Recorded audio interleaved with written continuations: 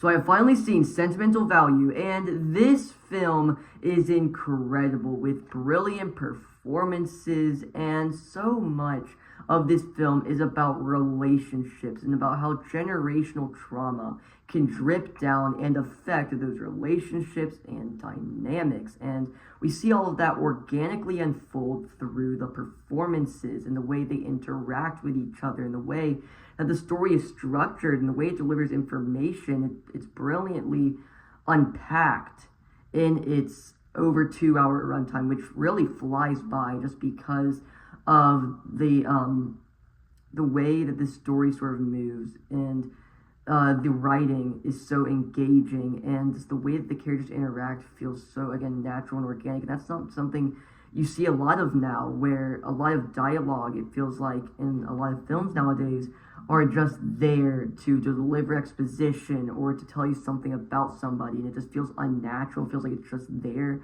to give you a piece of information or to tell you something just to move the plot forward. But here, every interaction feels natural and organic, and it feels like there's two people having a conversation, and it all feels natural. And just the way that you get information in this film as their relationships are naturally sort of being unraveled over the course of the film. And you have this great emotional through line with Stellan Skarsgård's Gustav and the script he writes, and he asks his daughter Nora to be in the film he's making with the script, and that script is sort of the emotional through line for which this story guides upon, because it is him making it, this artist, the way he tries to interact with his past, with, again, that generational trauma, and with his children, and the way he interacts with the people around him through the lens of an artist. And that's his own way of interacting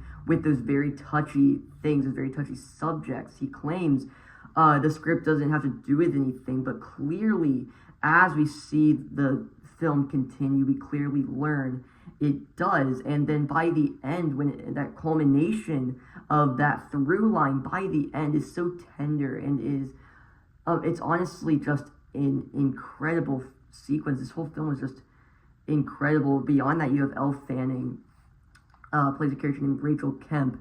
Elle Fanning does a terrific job in the film, where Stellan brings her on as the role that his daughter would have played. And while they're on screen interacting and they're moving through the script, you see Rachel trying to grasp the material that Stellan is giving her, and how he knows, but he doesn't want to admit it. And then she knows that this wasn't made for her.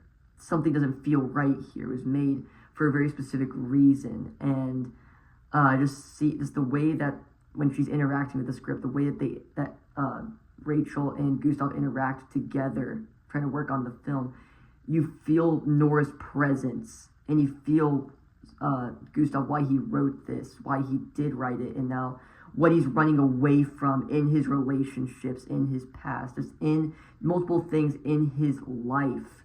Again, since he's an artist, he manifests all that in that script. And something else that is just a great emotional core to the film is the sister dynamic between Agnes and Nora. They have this terrific relationship and dynamic that we see as just a great core to the film, I think. And so just a absolutely amazing film.